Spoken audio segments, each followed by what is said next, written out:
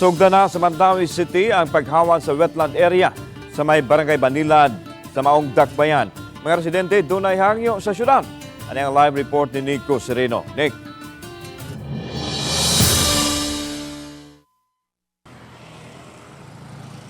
Yaslan, may padaya o kabalaka kining mga nanimuyo o kining mga namuhi og isda sa may Banilad, Kabangkalan wetland area sa Mandawi. Unsay mahitabo sa ilang panginabuhian karon nga desidido gyud ang dakbayan nga pahawanan kining maong dapit.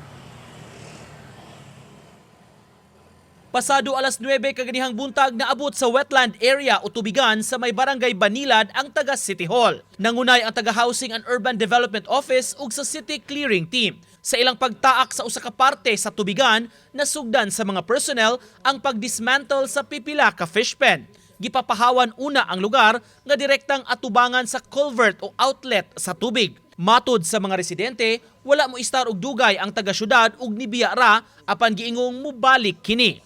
Maong nabalaka sila sa dangatan sa ilang panginabuhian. Lisod kayo ang pagpangandam na mo sa mo ang mga isda ug asa na mo ihikli na. Muna yan mo ang kakuha nila. Muna gikabalakaan yun mo tanan nga kaning diring area ha.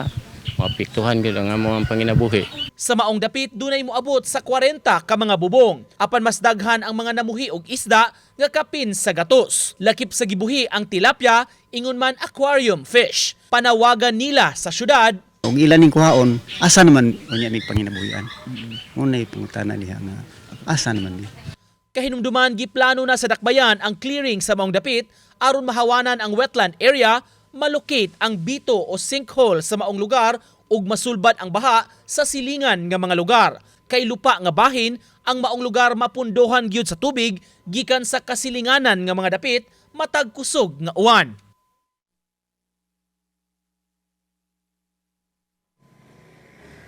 Padayon pala nga atong kuhaan og habig ang tagahudo og City Hall kabahin nimong issue apan wa pa sila mutubag sa atong komunikasyon. Apan daan na nga gipadayag sa City Hall nga ipursigi gyud nila kining clearing sa maong dapit alang sa kasulbaran sa halapad nga problema sa pagbaha. Lan? Okay, daghang salamat Nico Sereno.